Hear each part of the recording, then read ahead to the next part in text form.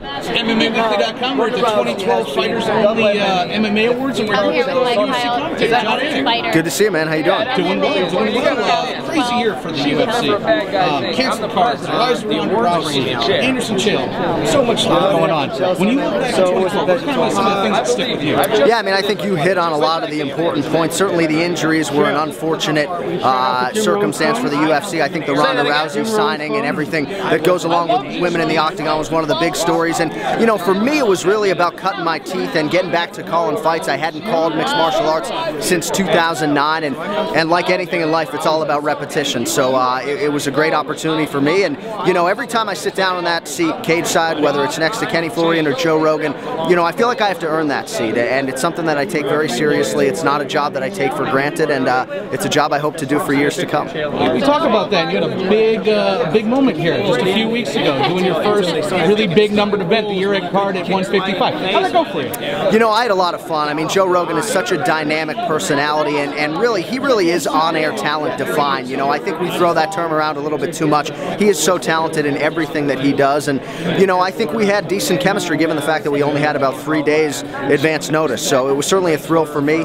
You know, I think you have to be ready when opportunities present themselves in life, and I felt very ready for that opportunity, and hopefully, you know, Goldie gets back soon, but hopefully it's a chance that comes around again. You know, I feel ready to call the big fights, and really was just an exciting opportunity for me and my family, and you know, hopefully the fans enjoyed it. Absolutely, absolutely. Like I said, 2012, busy year. A lot of stories. When you look back, what were some of the glaring storylines that stuck with you from the year 2012? Well, I would look at the fighters who emerged as contenders, whether it's Chris Weidman, the Korean Zombie, Chan Sung Jung. I think we saw so many guys who maybe were little known or were not household names morph into household names in 2012, and I would point to Chan Sung Jung in particular because I think he's a guy who a lot of the hardcore fans questioned as to whether or not he would cross into that elite category, and I think when some of us saw that first fight against Leonard Garcia, it was very exciting, but we didn't see him as a future viable featherweight contender. We kind of wondered if he was loopy and like a little too loose for the top ranks. Yeah, and now I think he's a certifiable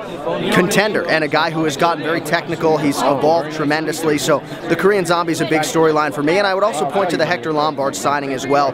You know, I had the privilege of calling some of his fights back in 2009. He truly is the Mike Tyson of mixed martial arts, and I think we saw a little bit of a glimpse as to what he can do against Husamar Poyaris in Australia. He's a guy who I think is going to be fighting for the middleweight title in the not-too-distant future, so I'm happy he's under the UFC banner. And the one last thing I kind of wanted to ask you, Fighter of the Year. We kind of got stymied with 151. I think whoever would have won that main event between Dan and John would have probably been Fighter of the Year, even with Dan with 1 win.